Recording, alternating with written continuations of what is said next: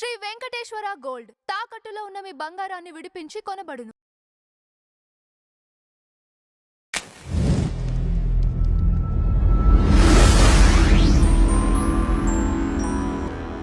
నమస్కారం కళ్యాణ్ గారు. నమస్తే అండి. నమస్కారం కీర్తి గారు. మిమ్మల్ని కీర్తి అని పిలవాలా లేకపోతే ఫాతిమా అని పిలవాలి? కీర్తి జగదీష్ అని పిలవాలి. Keerthi. Okay. So first of all మీ దగ్గరికి వచ్చే ముందు మన కళ్యాణ్ గారితో మాట్లాడదాం. కళ్యాణ్ గారు మీకు ఎలా పరిచయం అయ్యారు? అమ్మాయి నన్ను వేరే ఒక వాళ్ళ తెలిసిన తమ్ముడు ద్వారా నాకు తమ్ముడు తెలుసు, కామన్ ఫ్రెండ్స్. సో తను ఏంటంటే మేమందరం హిందుత్వవాదులుగా పనిచేస్తుంటాం తెలుసు మీకు. లవ్ జిహాద్ కేసెస్ చాలా చేస్తున్నాం. చాలా అర్ధరాత్రి కూడా మేము వెళ్ళి చాలా మందిని సేవ్ చేసిన ఉన్నాయి. బయటికి రావు అంతే. మేము ఏంటంటే నైట్ 3-4 వరకు కొంతమంది డాక్టర్స్ని, ఇంజనీర్స్ని వెళ్ళి కౌన్సిలింగ్ చేసి వాళ్ళని కొంచెం డైవర్ట్ చేస్తాం మన వైపు. చాలా వరకు చాలా గట్టిగా ఉంటారు వాళ్ళు. మేము వాళ్ళతోనే చేసుకుంటామని అలాంటి వాళ్ళని కూడా మేము మారుస్తాం. సో మన కౌన్సిలింగ్ అని తెలుసు కాబట్టి మాకు అన్నీ వస్తుంటాయి కేసెస్. సో ఈ అమ్మాయి విషయం కూడా నాకు అలానే చెప్పారు. వేరే వాళ్ళని వీళ్ళు ఆశ్రయిస్తే కొంచెం వాళ్ళు కూడా డబ్బులు డిమాండ్ చేశారట కొంచెం తెలిసింది. సరే తర్వాత చూద్దాం అదంతా అని. నెక్స్ట్ అక్క అయితే జెన్యూన్గా నిలబడుతుందంటే అప్పుడు నా గురించి తెలిసి నన్ను అడిగారు. సో అక్క ఉండాలి అని తనకు కూడా నమ్మకం కలిగి 1 గంటకి ఇంటికి వచ్చింది. తను 1 గంటకి వచ్చి 12:30 1 గంటకి వచ్చి నాతో మాట్లాడి విషయం అంతా చెప్తే అమ్మాయి దగ్గర ఉన్న ఫ్యాక్ట్ ఎంతవరకు ఉంది, అసలు ఈ అమ్మాయి కరెక్టా, ఈ అమ్మాయి నిజం చెప్తుందో లేదని చెక్ చేసుకున్నాం. అన్నీ చేసి మొత్తం అంతా చూసినాక ఈ అమ్మాయి చెప్పిన దానికి జెన్యూనిటీ ఉంది. ఇవాళ నైట్ అవ్వలేదు, లేట్ అయిపోయింది కాబట్టి రేపు ఎట్టి పరిస్థితులు వాడు అక్కడే ఉంటాడు, ఉన్నప్పుడు మనం పట్టుకోవాలి అని మేము ముందే అనుకున్నాం. పట్టుకుంటే రెడ్ హ్యాండెడ్ పట్టుకుంటేనే మనకి శాంటిటీ ఉంటుంది కేసులో. పట్టుకున్నాక మనం కంప్లైంట్ చేద్దాము. ఈ అబ్బాయి ఏంటి అన్నది మీకు తెలుసు, మాకు తెలియదు. సో మీకు తెలిసింది జనాలు కూడా తెలిస్తేనే కదా విషయం ఏంటనేది తెలుస్తుంది. ఈ రోజుల్లో ప్రూఫ్ లేకుండా ఇది చేయలేమమ్మా అని కట్టుదిట్టంగా ప్లాన్ చేసుకున్నాం. సో దానికి మళ్ళీ ఎందుకు కష్టాలు పడ్డామంటే ఆ అమ్మాయి నేను మాట్లాడుకుంటున్నాం, వాళ్ళు అందరం మేము కోఆర్డినేట్ చేసుకొని మా విషయాలు మా సిద్ధు జర్నలిస్ట్ కూడా చాలా స్పీడ్గా రెస్పాండ్ అయ్యి అందరికీ చెప్పి తను కూడా చేశారు. సో వీళ్ళందరూ ఇందులో సపోర్ట్ చేసిన వాళ్ళు. సో విషయాలు మేము అందరం మాట్లాడుకుంటున్న టైంలో పోలీసుల దగ్గర మాకు ఒక కన్ఫ్యూషన్ వచ్చింది. ఏంటంటే ఈ అమ్మాయి వాళ్ళు ఎవరైతే పట్టుకున్నామో ఆ అబ్బాయి ఉంటున్న ఫ్లాట్ ఎటువైపు వస్తుంది, ఏ జోన్కి వస్తుంది అంటే ఒకవైపు జూబ్లీహిల్సా, బంజారాహిల్సా, లంగరౌసా, లేకపోతే మన ఖైరతాబాదా, లేకపోతే మాసప్ ట్యాంకా, ఇన్ని ఉన్నాయి అక్కడ. ఈ లేన్ ఒకటి అలా ఉంది. మీకు తెలిసే ఉంటుంది, ఇటువైపు నుంచి ఒకటి అటువైపు నుంచి అలా మమ్మల్ని ఏంటంటే మేము కొంచెం ఫస్ట్ బంజారాహిల్స్కే చేసాం. మొన్న నైటే చేసాం ఏసీపీ గారికి. అమ్మ ఇది మా జోన్కి రాదమ్మా, మాకు తెలిసి విరించి హాస్పిటల్ అన్నారంటే ఖైరతాబాద్ అన్నారు. ఖైరతాబాద్ అనగా సంజయ్ సార్ చేశాను. సంజయ్ సార్ చాలా సపోర్ట్ చేసి ఈమెతో మాట్లాడి కౌన్సిలింగ్ ఇచ్చారు ఫోన్లోనే.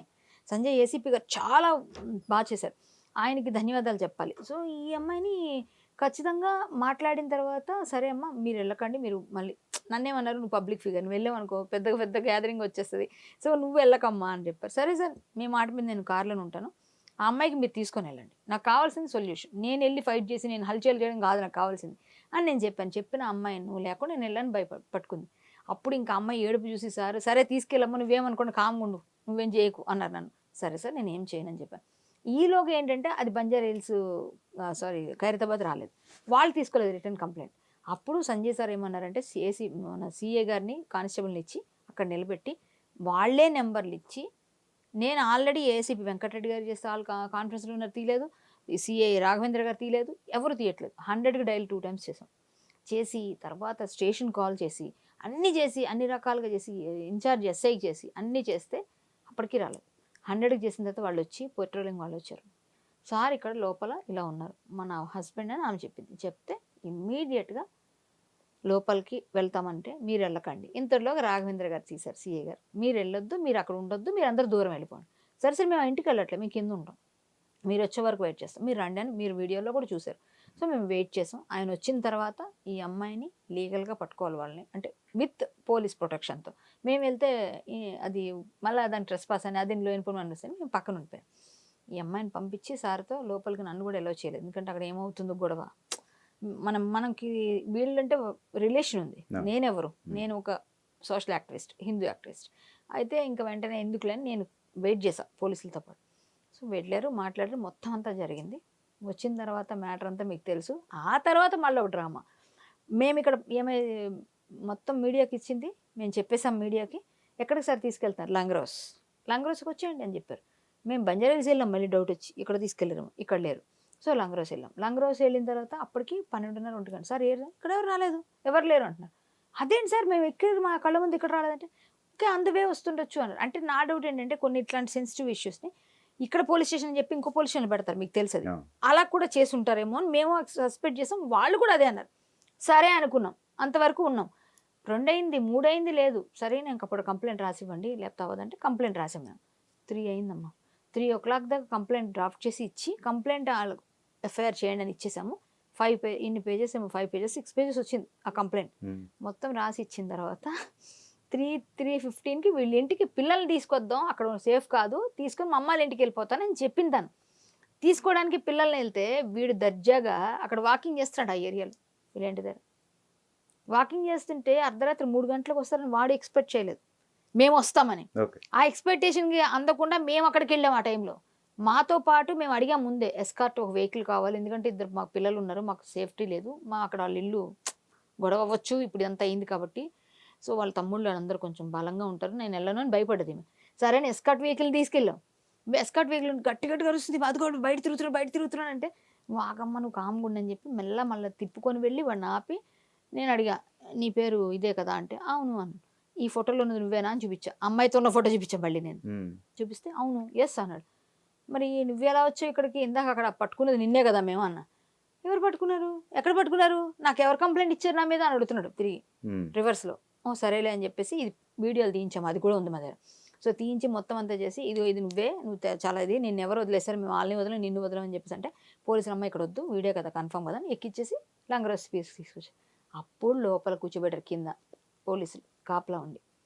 మేమే మోరల్ పోలీసింగ్ చేసి మళ్ళీ వాళ్ళు వదిలేస్తే పోలీసులు బంజారా పోలీసులు వదిలేస్తే వాడు కారు ఇక్కడ ఉన్న కారు మళ్ళీ ఇంటి దగ్గర ఉంది తీసుకెళ్ళి మళ్ళీ మేము అర్ధరాత్రి 4 o'clock అని పట్టుకుని మళ్ళీ పోలీస్ స్టేషన్లో పెట్టాం. అంటే వాడు తప్పించుకుందామన్నా విధి తప్పించుకోలేక వాడు మళ్ళీ అక్కడ దొరికాడు. దొరికిన తర్వాత వాడిని తీసుకెళ్ళి చెప్పేసి మార్నింగ్ 5 o'clock ఇంటికి వచ్చి మళ్ళీ మేము 2 గంటలకు మళ్ళీ వెళ్ళి ఎఫ్ఐఆర్ చేయించి మొత్తం అన్ని తీసుకొచ్చాం. అందులో ఒక సర్టిఫికెట్స్ ఉన్నాయి, మీకు సర్టిఫికెట్స్ మీకు పంపించి ఉంటారు కదా, మీకు వచ్చి ఉంటాయా లేకపోతే పేపర్స్ ఉన్నాయి పంపించారు అవి కూడా తీసుకుంటాను. అయితే దానిలో అందరూ అడుగుతున్నారు పాకిస్తానీ అనేది ఏంటి మీకు ఎలా తెలుసు, నేషనాలిటీ బిఫోర్ నేషనాలిటీ దీని ముందు ఏది, ఇక్కడ మన ఆధార్ కార్డు అప్లై చేసుకున్నాడు వాడు 18లో వచ్చింది వాడికి, వీళ్ళ పెళ్ళి 16లో అయింది. 16లో అయినప్పుడు వాడు కూడా ఇండియన్ కాదు. సో అక్కడ క్లారిటీ ఉంది. ప్లస్ ఆధార్ ఎప్పుడు తీసుకున్నాడు 18లో తీసుకున్నాడు, 2010-11లో తీసుకున్నాడు. 11లోనా మరి మొన్న ఏంటి సిటిజన్షిప్ తీసుకున్నాడు 18లో. ఆధార్ కార్డు 11లో 12లో తీసుకున్నాడు, ఎట్లా తెచ్చుకున్నాడో తెలియదు. కానీ అప్పుడు సిటిజన్ కాదు వాడు ఇక్కడ. కానీ ఈమెను పెళ్లి చేసుకున్నాడు 16లో చేసుకున్నాడు, 18లో సిటిజన్షిప్ వచ్చేసింది. దానిలో ఏమనుంది కింద ముందు నేషనాలిటీ ఏది అంటే పాకిస్తానీ అని ఉంది అక్కడ క్లియర్గా. సో అది సరిపోదా అండి? సో ఇలాంటి వెధవల్ని ఇక్కడ ఉండడానికే అర్హులు కాదు. వీడికి గట్టిగా శిక్ష పడాలి, ఇన్ని రకాలుగా శిక్షలు ఉంటే అన్నీ వేయాలి. ముందు ఎన్ఐఏ కంప్లైంట్ చేయాలి, ఇమ్మీడియట్గా ఇది ఇన్వెస్టిగేషన్ జరగాలి, ఫ్యామిలీని పట్టుకోవాలి, గట్టిగా పట్టుకోవాలి, మామూలుగా కాదు. అందరినీ తీసుకెళ్ళి ముందు వాళ్ళ గురించి ఎంక్వైరీ చేయాలి. వాళ్ళకి ఇంకా లాంగ్ టర్మ్ వీసాలు ఉన్నారు కొంతమంది. వీడి వీసాలు ఎలా వచ్చాయి, వీడికి ఇంకా పాస్పోర్ట్ లేదు. పాస్పోర్ట్ లేకుండా ఉంటారండి మీరు ఇంత వయసు వచ్చేదాకా? వాడి వయసు మినిమం 30 సంవత్సరాల దగ్గరనే అనుకుందాం.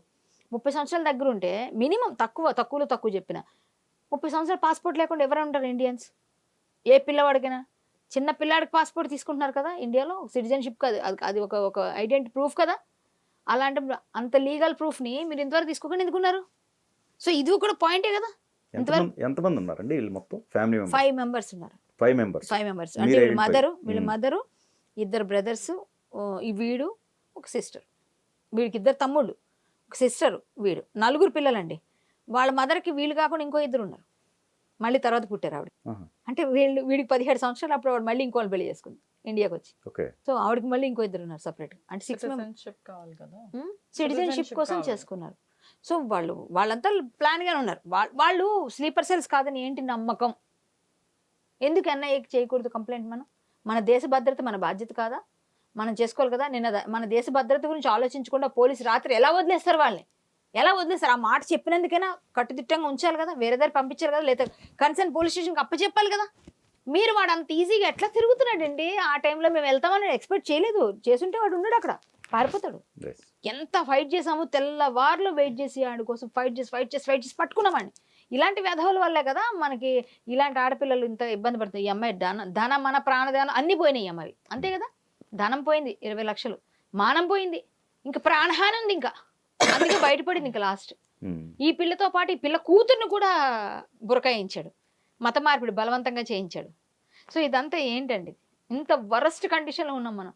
మనకు భద్రత లేదు, మన దేశం మీద లేదు, మన పిల్లల మీద లేదు, ఏ విధంగానూ లేదు. ఎవరైనా గట్టిగా మాట్లాడితేనే వాళ్ళ మీద కేసులు పడతాయి, లేకపోతే వాళ్ళకి థ్రెట్ అయిపోతుంది, వాళ్ళకి వార్నింగ్ కాల్స్ వస్తాయి. అది భగవంతుడు ఉన్నాడు, మంచి చేసే వాళ్ళకి మంచి జరుగుతుంది. కానీ మేము ఎంత కష్టపడి 2 రోజులుగా ఎంత పని చేస్తే ఆడు దొరికాడు మాకు. అది మట్టికి మిమ్మల్ని అప్రిషియేట్ చేయాలి, నో డౌట్ ఆ విషయంలో. ధైర్యంగా తనకు న్యాయం జరిగే విధంగా మీరు పోరాడారు, నో డౌట్. అది నా వరకు నా పని నేను చేశా. సో ఓకే, ఇక కీర్తి గారి దగ్గరికి వద్దాం. కీర్తి గారు, అసలు మీ ప్రాపర్ ఎక్కడ, మీరు ఎంతమంది పిల్లలు, మీ నాన్నగారు ఏం చేస్తారు? మా ప్రాపర్ ఇక్కడే అండి, హైదరాబాదే. మేము పుట్టి పెరిగింది ఇక్కడే. మా నాన్నగారు ఆల్రెడీ చనిపోయారు, 2003లో ఆయన చనిపోయారు. మా మమ్మీ కూడా ఒక 2 years బ్యాక్ ఆవిడ కూడా చనిపోయారు. ప్రస్తుతానికి నాకు ఉన్నది మా 2 మేనత్తలు మాత్రమే. ఇంకా మా తమ్ముళ్ళు ఉన్నారు 2. మా చెల్లి పెళ్ళి అయిపోయి తను పూనాలో ఉందండి. ఓకే, మేము 4 పిల్లలము. కాకపోతే మా డాడీ మమ్మీ అయితే ఇప్పుడు ప్రస్తుతానికి లేరు. మా మేనత్తలు మాత్రమే ఉన్నారు.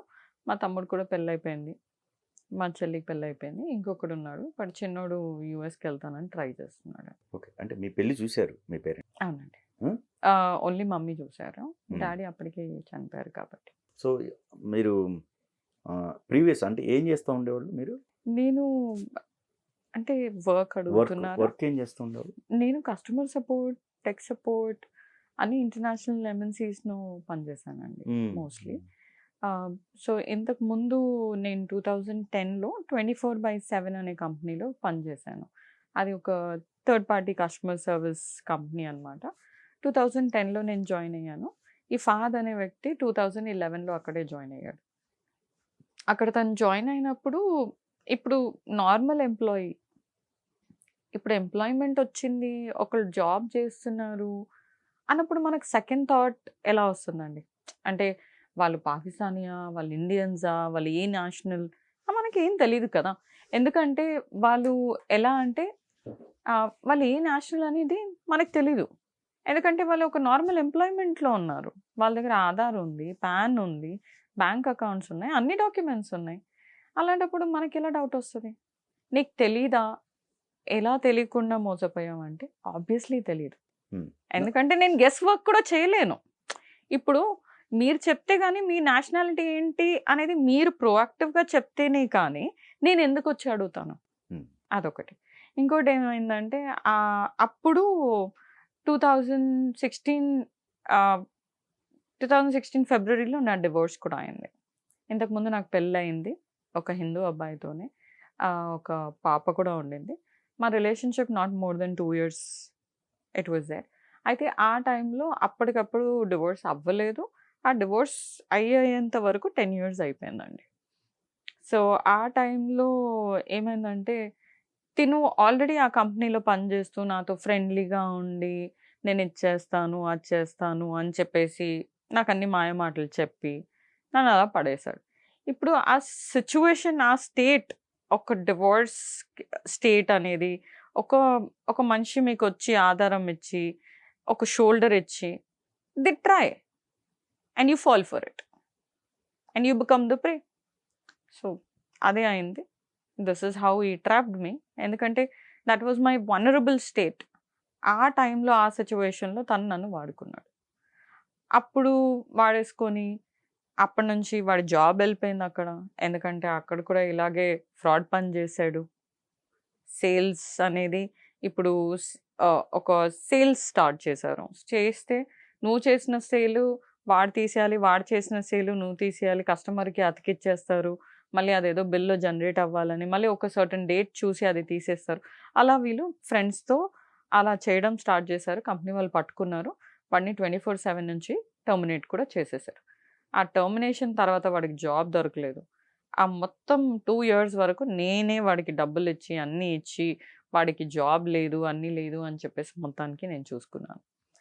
ఇప్పుడు ఏంటంటే ఇప్పుడు నీకు అవసరం ఉన్న టైంలో ఒక షోల్డర్ ఉంది, వాళ్ళకి అవసరం ఉన్న టైంలో నువ్వు హెల్ప్ చేస్తున్నావు, అలా ఒకటి.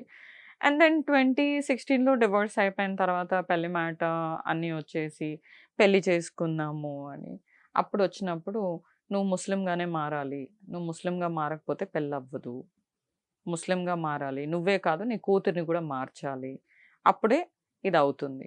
అంటే అది ఒక నీకు విల్లుందా అనేది లేదు, ఇది ఒక కండిషన్.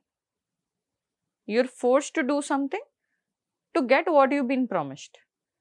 సో ఇప్పుడు నేనేమనుకున్నాను, ఓకే ఫైన్, అట్లీస్ట్ పాపకు ఒక లైఫ్ అయిపోతుంది, ఒక ఫ్యామిలీ దొరుకుతుంది కదా అని చెప్పేసి నేను అలా అనుకొని పెళ్లి చేసుకున్నానండి. పెళ్లి చేసుకున్న తర్వాత ఇప్పుడు వాళ్ళ ఫ్యామిలీలో యాక్సెప్టెన్స్ లేదు. ఎందుకంటే నువ్వు ఒక హిందూ అమ్మాయి, ఎంతకైనా నువ్వు ఎంత కన్వర్ట్ అయ్యి వెళ్ళినా కూడా నువ్వు వాళ్ళకి హిందూ అమ్మాయివే. There is no change in it. నువ్వు ఎంత వాళ్ళ కోసం మార్చి నువ్వు బురకా వేసుకో, నువ్వు ఏమైనా చేసుకో, వాళ్ళకి నువ్వు బయట నుంచి వచ్చిన అమ్మాయివి కాబట్టి నువ్వు బయట దానివే. అసలు రిలీజన్ నువ్వు మార్చి యాక్చువల్లీ వీళ్ళు అంటారు కదా, వీళ్ళకి అసలు ఖురాన్లో ఉన్న మీనింగ్ కూడా తెలియదండి. ఉట్టి చదివేస్తారు లాంగ్వేజ్. ఎవరికైనా మీనింగ్ తెలుసా? నాకు కావాలంటే నేను ఇంగ్లీష్ ట్రాన్స్లేషన్స్ వెతుక్కొని దాని మీనింగ్ వెతుక్కొని వాళ్ళకి జవాబులు ఇస్తాను. నేను కలర్ఫుల్ బుర్కాలు వేసుకోకూడదు, అది వేసుకోకూడదు, ఇది వేసుకోకూడదు, నాతో వాదనలు చేసేవాళ్ళు. ఎందుకు వేసుకోకూడదు? దాన్ని రీసెర్చ్ చేశాను నేను. అలా ఏం లేదు, మీ బాడీని మీరు ఎక్స్పోజ్ చేయకుండా ఒక లూజ్ డ్రెస్లో మీరు మిమ్మల్ని కవర్ చేసుకోవాలి. అది బ్లాకే ఉండాలని ఇక్కడ రాసి లేదు. Just that you don't attract somebody else is the law. మీకు ఆ బేసిక్సే తెలియదు, మీరు నాకేం నేర్పిస్తారు? ఇప్పుడు నేను వాళ్ళ మతంలో వెళ్ళాను, కూర్చోపెట్టి ఒక 4 మాటలు నేర్పించాలి. I'm already 28, right? 28 years తర్వాత ఆ లాంగ్వేజ్ ఎలా నేర్చుకోగలుగుతామండి మనము? ఇప్పుడు నేను స్టార్టింగ్ నుంచి ఇంగ్లీష్ పాటలు వింటున్నాను, నేను ఇంగ్లీష్లో మాట్లాడతాను, ఎంఎన్సీ కంపెనీస్లో పనిచేస్తాను, నాకు ఇంగ్లీష్ అర్థమైపోతుంది, క్యాచ్ చేసుకుంటాను. ఒక పాట ఇవాళ వింటే రేపు హమ్ కూడా చేయగలుగుతాను. సిమిలర్లీ స్పానిష్ అనేది ఒక కైండ్ ఆఫ్ నీకు బీట్స్ అర్థమవుతుంది, నువ్వు వింటావు, హమ్ కూడా చేయొచ్చు. పాడలేవు కానీ హమ్ చేయొచ్చు. అలాంటిది అరబిక్ నేర్చుకుని అరబిక్ వచ్చేయాలంటే ఎలా వస్తుంది? That's not my mother tongue. I'm a Tamilian, nobody help me. నేను టైం తీసుకొని చేయాలంట. ఎలా టైం తీసుకోవాలి, ఎక్కడ చేయాలి, ఎవరు హెల్ప్ చేస్తున్నారు, ఎవరు సపోర్ట్ చేస్తున్నారు? అప్పుడు కూడా నేను నైట్ షిఫ్ట్సే చేసేది. ఇప్పుడు ఆయనకి ఆల్రెడీ మ్యారేజ్ అయిన విషయం ఉందా, లేకపోతే లేదండి, వాడికి first marriage. First marriage. Okay.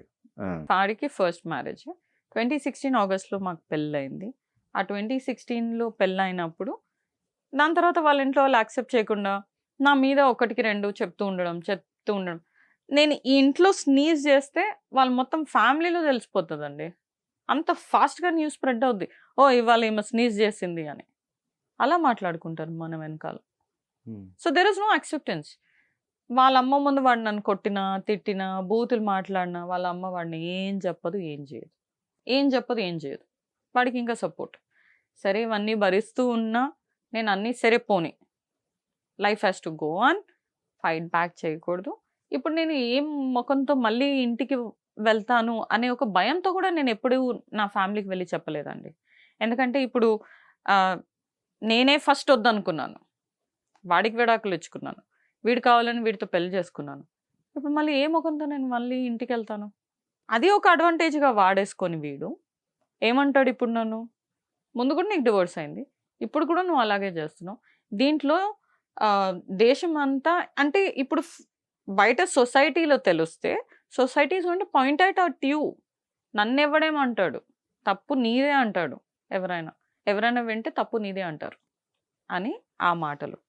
సరే ఇదంతా కూడా జరిగింది.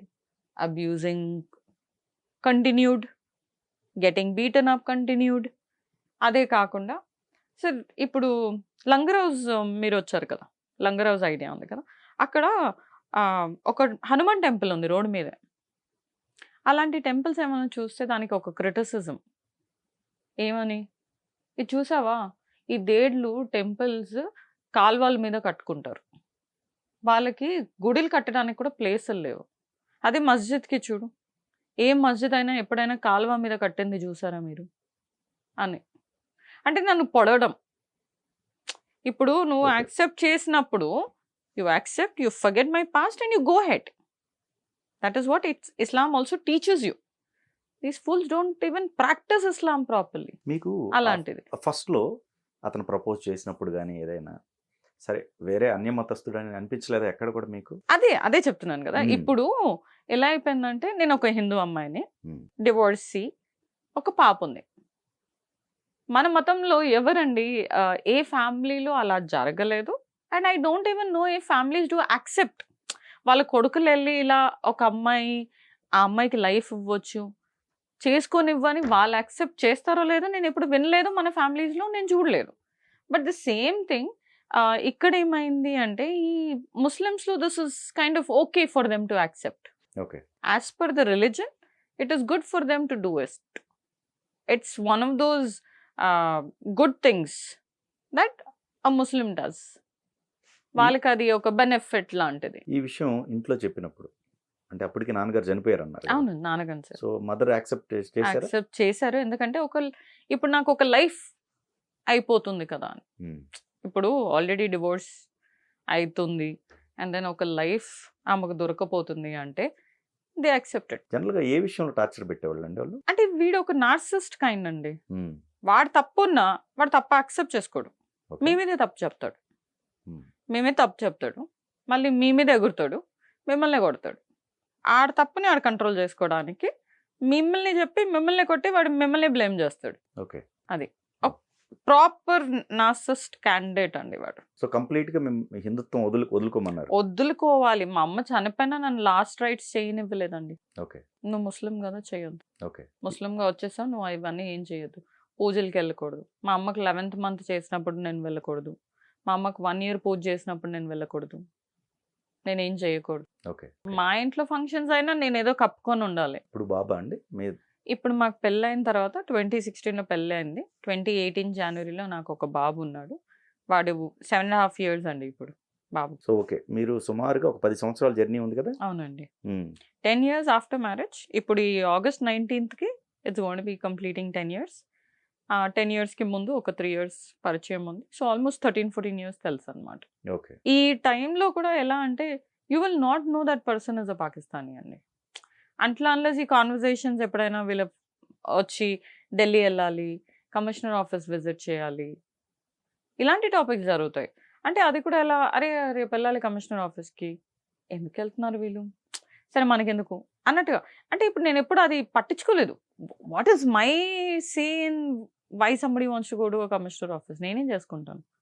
ఎంత చదువుకున్న దాన్నైనా నేను ఇన్వెస్టిగేటర్ని కాదు కదా అక్కడ కూర్చొని వీళ్ళు ఎందుకు వెళ్తున్నారు, దీని వెనకాల ఏముంది. I never saw reason for it. దాని తర్వాత వీళ్ళు ఢిల్లీ వెళ్ళడము, అక్కడ నుంచి ఎక్స్టెన్షన్ తీసుకొని రావడము, ఎల్టీవీ ఎక్స్టెన్షన్ చేయడం, అది చేయడం ఇది చేయడం, ఇవన్నీ కూడా జరిగింది. అప్పుడు సడన్గా ఈ ఐ థింక్ ఎన్ఆర్సీఏ ఆర్సీది కూడా మధ్యలో జరిగింది. అప్పుడు కూడా అన్నారు కదా పాకిస్తానీస్ని ఎవరికి అయితే ఇక్కడ బర్త్ సర్టిఫికేట్ లేదో వాళ్ళు ఎక్కడి నుంచి వచ్చారో వాళ్ళని అక్కడ పంపించేస్తాము, అలాంటిది ఏదో జరిగింది. ఆ టైంలో కూడా వీళ్ళు కొంచెం ఏమవుతుందో ఇప్పుడు అన్నట్టుగా ఉన్నారు. ఎక్కడ ఎంక్వైరీలు జరుగుతాయి ఎక్కడేమో, కానీ అది అప్పటికి క్లోజ్ అయిపోయింది. 20 కదండి, అదే ఎన్ఆర్సీ వచ్చినప్పుడు కోవిడ్ టైంలోనే కదా. ఓకే. కోవిడ్ వచ్చేసి అదంతా క్లోజ్ అయిపోయింది. కాకపోతే 2020లోనే ఇదంతా జరిగింది. అప్పుడే నాకు యాక్చువల్లీ వాళ్ళు ఓకే ఫైన్ వీల్ పాకిస్తానీస్ అని తెలిసింది. వాళ్ళు తెలిసిన తర్వాత ఇప్పుడు నేను ఎలా కన్ఫరెంట్ చేయను, ఏం చెప్పను, ఎలా కన్ఫరెంట్ చేస్తాను. వైఫ్ ఇప్పుడు మళ్ళీ ఇప్పుడు నేను కన్ఫరెంట్ చేయాలి, ఏమని అడగాలి, పాకిస్తానీ అవును అని చెప్తాడు. దాని తర్వాత నేనేం చేయాలి. Okay. Did I have a go back, do I have a say, నేను ఏం చేస్తాను. I never had anything. I said okay fine forget it. ఇప్పుడు దీని గురించి నేను ఏం చేయలేను because I'm already married to him, I have a son, life has to go on అని చెప్పేసి ఇంకా అప్పుడు ఖామోష్ ఉన్నాను. ఎందుకంటే నాకు ఏం చెయ్యాలనేది నాకు తెలియదు. దాని తర్వాత పోను కొన్ని రోజుల తర్వాత ఐ అప్రోచ్డ్ విశాల్ని అప్రోచ్ అయ్యాను. అప్పుడు ఐబీ ఆఫీస్కి వెళ్ళి అక్కడ నేను కంప్లైంట్ ఇచ్చానండి.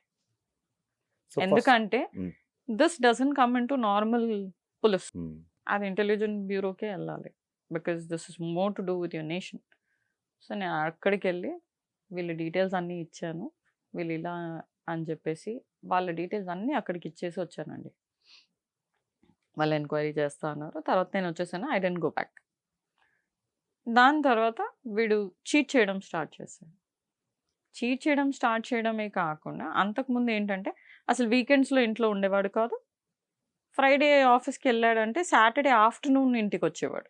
అంటే నైట్ షిఫ్ట్ అనమాట. 5 o'clock వెళ్ళేసి 2:30, 3 o'clockకి రావాల్సింది, ఆర్ మాక్సిమం 5 o'clockకి రావాల్సింది.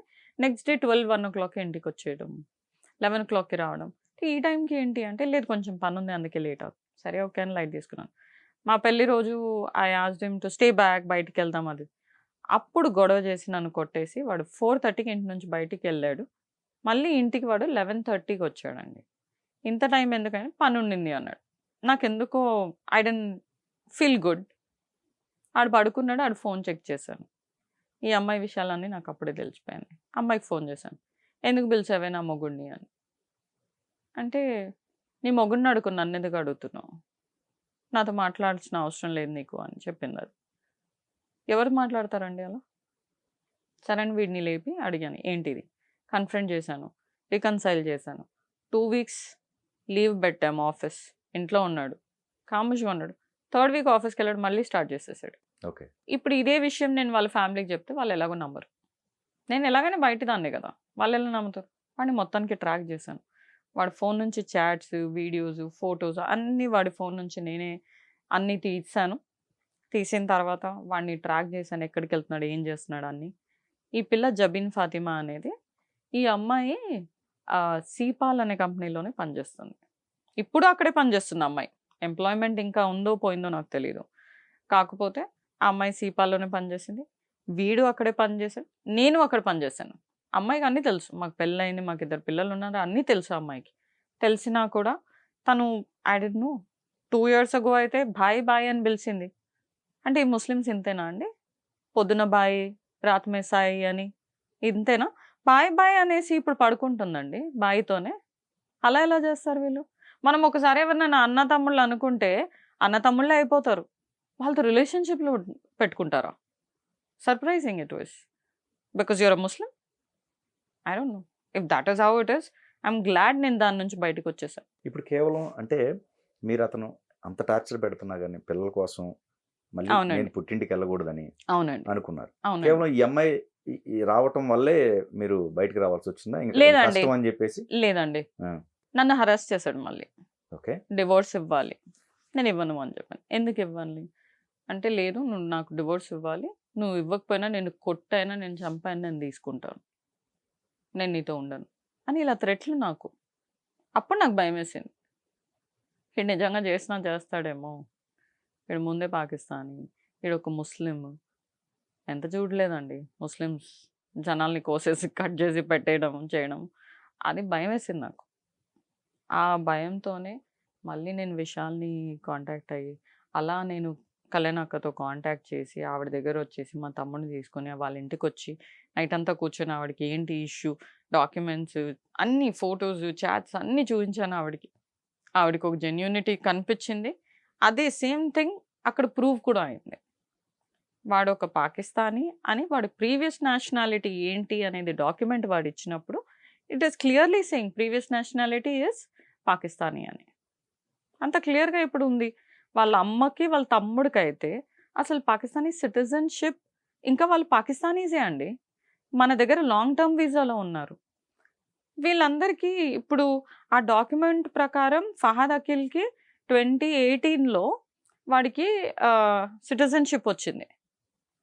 వాడి దగ్గర ఆధార్ కార్డ్ 2010, 2011 నుంచి ఉందండి. ఆధార్ కార్డు ఉంది, వాడి దగ్గర పాన్ కార్డు ఉంది. అలా ఎలా పాకిస్తానీ సిటిజన్స్కి ఇస్తారు? సరే ఓకే, ఫారెన్ నేషనల్స్కి ఇస్తాం మనము, అండ్ ఫారెన్ నేషనల్స్కి ఇచ్చినా కూడా అదొక టెంపరీ కార్డు ఉంటుంది, ఓన్లీ ఫర్ అడ్రస్ పర్పస్ మీరు వాడుకోవాలి. వీళ్ళకి జాబ్లు వచ్చేస్తున్నాయి, వీళ్ళు లోన్లు తీసేసుకుంటున్నారు, వాళ్ళకి బ్యాంక్ అకౌంట్ పర్మనెంట్ ఉంది, వాళ్ళకి బ్యాంక్ అకౌంట్ కూడా పర్మనెంట్గా ఉండకూడదు.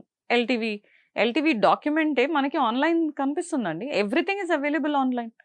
నేను అంత స్టూపిడ్ని కాదు కదా, నేను ఏదో ఒక స్టెప్ చెయ్యాలి, నేను తీయాలి అంటే నేను నా రీసెర్చ్ ముందు చేసుకోవాలి. నేను చేసుకున్నాను అది. ఎల్టీవీ వాళ్ళకి అసలు ఇవన్నీ ఉండకూడదు. వాళ్ళకి లోన్స్ ఇస్తున్నారు, బ్యాంక్ అకౌంట్స్ ఉన్నాయి, వాళ్ళు అన్నీ చేసుకుంటున్నారు. ఒక నార్మల్ ఇండియన్ లైఫ్ లీడ్ చేస్తున్నారు. How is that even possible? వాళ్ళకి ఎలా ఇస్తారు? వాళ్ళ తమ్ముడు, వాళ్ళ చెల్లి ఇద్దరు ఇండియన్ పాస్పోర్ట్ చేసుకున్నారు. అంటే వాళ్ళకి నేషనాలిటీ వచ్చిన తర్వాత లాస్ట్ ఇయర్ నేషనాలిటీ ఇచ్చారండి 2024లో అమ్మాయికి. అలా ఎలా ఇస్తారు నేషనాలిటీ? ఓకే. లాస్ట్ ఇయర్ అమ్మాయికి వాళ్ళ చెల్లికి నేషనాలిటీ ఇచ్చారు. అంతకుముందు వాళ్ళ తమ్ముడికి కూడా నేషనాలిటీ ఇచ్చారు. ఇచ్చినప్పుడు వాళ్ళిద్దరూ ఇండియన్ పాస్పోర్ట్స్ చేసేసి బార్న్ ఇన్ ఇండియా అని పెట్టుకున్నారండి. Okay. They are born in India అని పెట్టుకున్నారు. ఓకే. అట్లా ఎట్లా చేస్తారు? అదే కాకుండా వీళ్ళేమో ఇప్పుడు ఫహద్కి అయితే ఎడ్యుకేషన్ డాక్యుమెంట్స్ కూడా లేదండి. తన ఇంటర్ డాక్యుమెంట్, తన గ్రాడ్యుయేషన్ డాక్యుమెంట్ వాడు 150,000 కట్టి ఆ డాక్యుమెంట్స్ యూపీ నుంచి తెప్పించుకున్నాడు. అన్ని ఫేక్ డాక్యుమెంట్స్, అవి కూడా అన్ని ఫోర్జ్డే. వాళ్ళ ఇంట్లో వాళ్ళ దగ్గర ఎల్టీవీలో ఉంటూ వాళ్ళు ఓట్లు వేస్తున్నారు సార్. ఆధార్ కార్డులు ఉన్నాయి, పాన్ కార్డులు, ఓటర్ ఐడీస్ కూడా ఉన్నాయి ఇంకా ఓట్స్ చేయడానికి. అలా ఎలా? నేషనల్స్కి ఉందా లేదా చూడండి, అది వదిలేసి నాన్ నేషనల్స్కి ఎలా? వీళ్ళు కమిషనర్ ఆఫీస్కి వెళ్తూ ఉంటారు. వాళ్ళకైతే కమిషనర్ ఆఫీస్ నుంచి కాల్ కూడా వచ్చింది, ఎల్టీవీ మళ్ళీ మీరు రీఅప్లై చేయాలి, లేకపోతే మిమ్మల్ని పంపించేస్తారు, మీ ఎల్టీవీ క్యాన్సిల్ అయిపోతుందని. మనం ఆల్రెడీ యాక్షన్ తీసుకుంటున్నాము. ఆ పహల్గామ్ ఇష్యూ తర్వాత పాకిస్తానీస్ని పంపించేసినాం. వీళ్ళకి ఎందుకు ఎక్స్టెన్షన్ ఇస్తున్నారు? వీళ్ళు పాకిస్తానీసే కదా, ఎన్ని సంవత్సరాల నుంచి ఇక్కడ ఉంటే మాత్రం there are different nation, they will still behave differently. అంతకన్నా ఇంకా ముస్లిమ్స్ వాళ్ళు, అక్కడ Muslims, why are we even entertaining అండి? గవర్నమెంట్ ఎందుకు వాళ్ళని ఎంటర్టైన్ చేస్తుంది? ఇప్పుడు మై ఓన్లీ రిక్వెస్ట్ ఇస్ వాళ్ళ మీద యాక్షన్ తీసుకోవాలి, వాళ్ళని పాకిస్తాన్ పంపించేయాలి, వాళ్ళని ఇక్కడ ఉంచకూడదు, వాడిని వాళ్ళ ఫ్యామిలీని అందరినీ పంపించేయాలి ఇక్కడ నుంచి. ఇండియాలో వాళ్ళు ఉండకూడదు. ఇక్కడ కొట్టే విషయంలో అవునండి, తనతో పాటు వీళ్ళు కూడా మిమ్మల్ని హ్యాండిల్ చేసేవాళ్ళు లేకపోతే ఎట్లా ఉంది? లేదండి, వాళ్ళు ఎలా అంటే మీకు సర్కాస్టిక్ గా మాట్లాడడం, they were all emotionally abusing you, more in terms of verbal abuse అంటారు కదా, వర్బల్ కానీ ఇమోషనల్ కానీ, అలా ఆ టార్చర్ వాళ్ళు పెట్టేవాళ్ళు. మీరు ఏ బట్టలు వేసుకున్న దాని మీద ఏదో చెప్పడం, మీరు ఎలా తిన్నారు, మీరు ఎలా చెప్పారు, మీరు ఎలా నవ్వారు, దాని మీద కూడా మీకు కమెంట్ వేస్తారండి వాళ్ళు. అంటే అంత స్వేచ్ఛగా కూడా మనము వాళ్ళ ఫ్యామిలీ మధ్యలో ఉండలేము. సో వీళ్ళందరూ మొత్తం 5గురేనండి? వీళ్ళు 5గురు. వాళ్ళ అమ్మ ఇక్కడికి వచ్చిన తర్వాత మళ్ళీ ఇంకో పెళ్లి చేసుకుంది, ఇంకో అతన్ని పెళ్లి చేసుకొని వాళ్ళకి 2 పిల్లలు, వీళ్ళు 4. అండ్ దెన్ వీళ్ళ మదర్ కూడా ఇక్కడే ఉంటారు, వాళ్ళ ఎక్స్టెండెడ్ ఫ్యామిలీస్ అందరు ఇక్కడే ఉంటారు. వీళ్ళు మాత్రం ఈ మదర్ ఏమో ఇండియన్లో ఉండింది, కాకపోతే ఆమె పాకిస్తానీ వ్యక్తితో పెళ్లి చేసుకొని ఆమె సిటిజన్షిప్ కూడా పాకిస్తానీ అయిపోయింది. ఆమె ఆ సిటిజన్షిప్ ఆల్రెడీ యాక్సెప్ట్ చేసుకుంది. అంటే ఏదైనా టెంపుల్కి వెళ్ళాలన్నా ఏదన్నా అబ్జెక్షన్? నేను ఎక్కడికి వెళ్ళలేను సార్, ఎక్కడికి మా ఇంట్లో పూజలు ఉన్నా నేను వెళ్ళలేను. టెంపుల్ అనేది చాలా దూరం. ఓకే. నేను మా ఇంట్లో పూజ ఉన్నా వెళ్ళలేను. అదండి, టెంపుల్ లేదు, పూజలు లేదు, ఏం లేదు, బొట్టు లేదు. అసలు నువ్వు ఎప్పుడు బుర్కాలోనే ఉండాలి, ఆఫీస్కి వెళ్ళినా నువ్వు బుర్కాలోనే ఉండాలి. టైం పట్టిందా మీకు ఆ ఆచార వ్యవహారాల్లో ఎన్ని అలవాటు చేసుకోవడానికి? చాలా టైం పట్టింది. ఇప్పటికీ నేను అంతా 100% కాదుగా, అసలు నాకు ఏమీ అంతగా రాదు కూడా, ఎందుకంటే నేను ఎప్పుడు యాక్సెప్ట్ చేయలేదు కదా లోపల నుంచి. Okay. I had to do it because of a condition to get married. It's a condition to get married, it's a condition you have to convert. Practice చేయడం ఆబ్వియస్లీ కొంచెం కష్టమే. 10 years గడిచిపోయింది కదా. 10 years గడిచిపోయినా you still belong where you come from కదండి. అది I could never practice it completely. Final గా మీరు వాళ్ళని పాకిస్తాన్? అవునండి, వాళ్ళని మాత్రం పాకిస్తాన్ పంపించేయాలి. వాళ్ళు చేసిన ఫోర్జరీస్ కి ఇక్కడ శిక్ష అనుభవించి వాళ్ళ కంట్రీకి పంపించేయండి, ఇక్కడ వద్దు మనకి. అండ్ మీరు వాళ్ళకి సంబంధించిన డాక్యుమెంట్స్ కానీ ఇవి కానీ ఎక్కడో అనుమానం కలిగింది అన్నారు కదా, ఏ టైంలో కలిగిందండి అనుమానం వాళ్ళ మీద? అదే ఆ ఎన్ఆర్సీ అవన్నీ వచ్చాయి కదండి 2021-22 టైంలోనే వచ్చింది అనుకుంటాను. అది ఆ టైంలోనే వీళ్ళు కొంచెం అడావిడయ్యారు. మీకు అరే ఏమైనా ఇప్పుడు ఎలా డాక్యుమెంట్స్ దొరికాయా? మీకు ఏమైనా డాక్యుమెంట్స్ దొరికాయా? లేదండి, నాకేం దొరకలేదు. పోలీస్ వాళ్ళు ఆల్రెడీ ఆ డాక్యుమెంట్స్ వాళ్ళకి ఆధారం దొరికిపోయింది. ఓకే. వాళ్ళ ప్రీవియస్ సిటిజన్ పాకిస్తానీ అని. ఆహా, ఓకే. వాళ్ళ అవును. ఎంక్వైరీలు తెలిసింది. అవునండి. ఇప్పుడు వాళ్ళు ఓకే. నేను అన్ని రాసిచ్చాను. ఉమ్. అన్ని కంప్లైంట్ ఎఫ్ఐఆర్ ఫైల్ చేసాము. ఇప్పుడు వాడు రిమాండ్ లో కూడా ఉన్నాడు. ఉమ్. 2 వీక్స్ రిమాండ్ లో పెడతామని చెప్పారు. జస్ట్ లైక్ సినిమాలాగా కనిపిస్తుంది మీకు. ఇది కేరళ ఫైల్స్ ఇవన్నీ చూస్తుంటే మీ లైఫ్ కూడా ఇక్కడ దగ్గరగా చూస్తున్నట్టుంది. అవును. ఆ? నేను ఆ మూవీ చూడలేదు, but I hmm. Should watch. So trap చేశారు. వాళ్ళ పేర్లు మార్చుకున్నారండి యాక్చువల్లీ వారు. Okay. వాళ్ళ మదర్ పాకిస్తానీ పాస్పోర్ట్ లో ఫరీసా షాహీద్ అని ఉంది. ఇప్పుడు వీడికి వచ్చిన సిటిజన్షిప్ డాక్యుమెంట్ లో కూడా వాళ్ళ మదర్ పేరు ఫరీసా షాహీద్ అనే ఉంది. కాకపోతే వాళ్ళ ఆమె previous Indian documents SSC certificates అవన్నీ ఉన్నాయి కదా, దాని బేసిస్ మీద ఫరీసా షాహీన్ అని తీసుకుంది. మ్మ్. ఎల్టీవీలో ఉన్నది పాకిస్తాన్ పాస్పోర్ట్ లో ఉన్న పేర్లన్నీ పక్కన పెట్టేసి ఇంకో పేరుతో ఆమె citizen Aadhaar card, pan card అన్ని ఫ్రెష్ గా ఇండియన్ లాగా తీసేసుకుంది. ఓటర్ ఐడి కూడా సేమ్ థింగ్. వాళ్ళ బ్రదర్స్, వాళ్ళ సిస్టర్ కూడా వాళ్ళ ట్రైబ్ నేమ్ ఒకటి ఉందండి, గోందల్ అని, అది తీసేశారు. వాళ్ళ ఎల్టీవీలో మొత్తం పేర్లు ఉన్నాయి. ఆ పేర్లు ఆ ట్రైబ్ తీసేసి ఉట్టి ఫస్ట్ నేమ్ లాస్ట్ నేమ్ అన్నట్టుగా వాళ్ళ పేర్లు పెట్టేసుకొని మొత్తం name change, forgery. They manipulated their names, they manipulated the government documents. I don't no ఈ ఆధార్ వాళ్ళకి ఎలా ఇచ్చారు, ఏ బేసిస్ మీద ఇచ్చారు. ఏదో సర్వేకి వస్తే ఇచ్చారంట. ఐ డోంట్ థింక్ ఆధార్ కార్డ్కి ఎప్పుడు సర్వే జరిగింది సార్. ఆధార్ కార్డ్కి మీరు వెళ్ళి అప్లై చేయాలి అన్నారు, ఎందుకంటే ఫింగర్ ప్రింట్స్ చేయాలి, అవన్నీ చేయాలి. సర్వే అంటే ఇంటికి వచ్చి ఇచ్చారు ఆధార్ కార్డ్, అది చెప్పుకుంటున్నారు వాళ్ళు. మ్మ్. మ్మ్. సర్వేకి వచ్చారు, అప్పుడే వాళ్ళకి తెలిసింది, అందుకని చెప్పేసి వాళ్ళు ఆధార్ కార్డ్ అలా అప్లై చేశారంట. ఎవరైనా మూర్ఖులే, ఇంకా అది నమ్మాలి వాళ్ళు అలా చెప్తే. ఆధార్ కార్డ్కి మనకి చెప్పారు, బూతులు పెట్టారు. You had to visit that place, me document చూపించాలి, సర్టన్ డాక్యుమెంట్స్ ఇవ్వాలి, మీ థంబ్ ఇంప్రెషన్ అవన్నీ మీకు తీసుకొని మీకు ఆధార్ కార్డ్ ఇచ్చారు. అది వాళ్ళకి అలా ఎలా ఇచ్చేసారు? సర్వేకి వచ్చి ఆధార్ కార్డ్ ఇచ్చారంట. కానీ ఇన్ని సంవత్సరాలు ఉన్నారంటే వాళ్ళకి సపోర్టర్స్, వాళ్ళ బంధువులు ఎవరో ఉండాలిగా ఇక్కడ లోకల్. ఇక్కడ బంధువులు ఉన్నారండి. మ్మ్. వాళ్ళ అమ్మ సైడ్ వాళ్ళందరూ ఇక్కడే ఉన్నారు కదా, వాళ్ళ బంధువులందరూ ఇక్కడే ఉన్నారు. మ్మ్. ఎందుకంటే వాళ్ళ మదర్ ఫాదర్, వీళ్ళ మదర్, వాళ్ళ మదర్ ఫాదర్ ఇండియన్సే. ఈమె పాకిస్తానీ పెళ్లి చేసుకుని ఆమె పాకిస్తానీ సిటిజన్ అయిపోయింది. సో అక్కడ వచ్చింది ప్రాబ్లం. అవునండి. వాళ్ళ ఫాదర్ అంటే ఇప్పుడు వాళ్ళ హస్బెండ్ పాకిస్తానీ, వాళ్ళ పిల్లలందరూ పాకిస్తానీ, ఈమె కూడా పాకిస్తానీ. ఆమె దగ్గర పాకిస్తానీ సిటిజన్షిప్ ఇంకా పాస్పోర్ట్ ఉంది కాబట్టే కదా ప్రాబ్లం. ఓకే. అవునండి. సో వీళ్ళందరి దగ్గర పాస్పోర్ట్స్, పాకిస్తానీ పాస్పోర్ట్స్ ఉండింది. చుట్టుపక్కల ఎలా ఉండేవాళ్ళు మీతోటి, ఆ కమ్యూనిటీకి సంబంధించిన వాళ్ళు? అంటే ఇప్పుడు వాళ్ళ రిలేటివ్సే. మ్మ్. వాళ్ళ ముందు నేను ఎప్పుడు ఏం చూపించుకోను. వాళ్ళ ముందు నేను చూపించుకుంటే నా పరువే కదా పోయేది. ఓకే. నా పరువే పోతుంది. నేనేం చెప్పను, ఇడు కొడుతున్నాడు అని చెప్పను. ఎవరు చెప్తాను సార్? ఓకే. నీ మొగుడు వెధవ అని చెప్పుకొని తిరగలేవు కదా అందరికి. వాళ్ళ అమ్మకి చెప్పాను, వాళ్ళ చెల్లికి చెప్పాను, వాళ్ళ తమ్ముళ్ళకి తెలుసు, వాళ్ళ తమ్ముడు భార్యలకు చెప్పాను. అలా వాళ్ళకి చెప్పానని చెప్పేసి వాళ్ళ అమ్మేమో నేను బ్లేమ్ చేస్తుంది, వాళ్ళందరికీ నువ్వు కొడుతున్నావు అని చెప్తుంది. అలా మాట్లాడి వాడితో మళ్ళీ నాకు గొడవ పెట్టించింది. మ్మ్.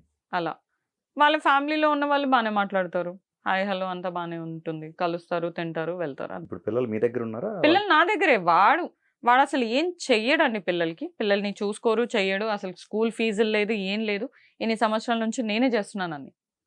ఈ ఇయర్ ఒక 54,000 కట్టాడు వాడు, అంతే మా బాబుకి ఫీజు. ఇప్పటిదాకా వాడికి చేసింది ఏం లేదు, ఏ ఫీజు కట్టలేదు, ఏం లేదు. రెంట్లు, గ్రోసరీలు అన్నీ నేనే చేసుకోవాలి. అవునా? ఇంటిని కూడా పట్టించుకో? అస్సలు పట్టించుకోడు. ఇప్పుడే కాదు, ముందు నుంచే. ఆ డబ్బు ఏం చేస్తా ఉండేవాడు? ఆ అమ్మాయికి ఇస్తా ఉండేవాడు? ఆడు ఏం చేస్తున్నాడో తెలియదు సార్. ఈ 1.5 years నుంచి అయితే వాడు ఏం చేస్తున్నాడో క్లియర్ గా అర్థమైపోయింది. ఓకే. సంపాదించిందంతా అక్కడే. ఎందుకంటే అమ్మాయిని పబ్కి తీసుకెళ్ళాలి, బార్కి తీసుకెళ్ళాలి. ఇప్పుడు ఈ ఎయిర్ లైవ్ అలాంటివి బార్ అండ్ రెస్టారెంట్స్ బాగా వచ్చేసాయి.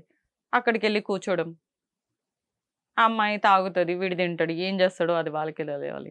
సో మీరు ఇక్కడ హిందుత్వంలో ఉన్నారు, అటు వెళ్ళారు, మీరు ఐడెంటిఫై చేసిందండి ఆ మతంలో అంటే మీకు they don't accept you know matter what you do. మనం ఎవరినైనా మన ఫ్యామిలీలో ఇప్పుడు ఒక క్రిస్టియన్ని పెళ్లి చేసుకొని వచ్చారనుకోండి, మనం ఫోర్స్ అయితే చేయం కదా, నువ్వు హిందూగానే మారిపోవాలని. మనం ఫోర్స్ చెయ్యము కాబట్టి వాళ్ళు వాళ్ళ తరంగా మనది వాళ్ళు చేస్తారు, మనం వాళ్ళు చేస్తాం. ఓకే. ఇప్పుడు ఒక ఇంట్లో ఇద్దరు హిందూ క్రిస్టియన్స్ ఉన్నా కూడా వాళ్ళ ప్రేయర్స్ వాళ్ళు చేస్తారు, మీరు చేస్తారు, పిల్లలు కలిసి ఇద్దరిది చేస్తారు. అది నేను చూసాను చాలా ఫ్యామిలీస్లో. కానీ వీళ్ళ ఫ్యామిలీలో మీకు యాక్సెప్టెన్సే ఉండదు. నువ్వు మారాలి, ఎంత మారినా you still somebody else. Okay. ఇప్పుడు నేను ఇది కాపర్ది వేసుకుంటానండి కాల్లో. అది కాపర్ది కూడా ఎందుకు వేసుకుంటున్నావు? దట్ కాపర్ థింగ్ ఇస్ నాకు లో బీపీ ఇష్యూస్ ఉన్నాయి అని చెప్పేసి మా చెల్లి అప్పుడెప్పుడో తీసుకొచ్చి ఇచ్చింది. Okay. అప్పటి నుంచి నాకు అలవాటు అయిపోయింది, నేను ఎప్పుడు వేసుకునే ఉంటాను. ఇది వేసుకో, బాడీలో కాపర్ ఉండాలి, it is good for your health అని తీసుకొచ్చి నాకు ఇచ్చింది. ఆ పూనా నుంచి తీసుకొచ్చింది, నేను ఎప్పుడు వేసుకుంటా. అది కూడా హిందుత్వం అంట. Where is that Hinduism? It's just metal. ఆ మెటల్కి హిందుత్వం ఏంటండి? అదే చెప్తున్నారు, ప్రతి దానికి వాళ్ళు నన్ను పిన్ పాయింట్ చేసి వాళ్ళు చాలా హింసించారు ప్రతి దానికి. సో ఎనీవే కీర్తి గారు, మీకు జస్టిస్ జరగాలని మనస్ఫూర్తిగా కోరుకుంటున్నాను. Thank you thank you so much. Thank you so much.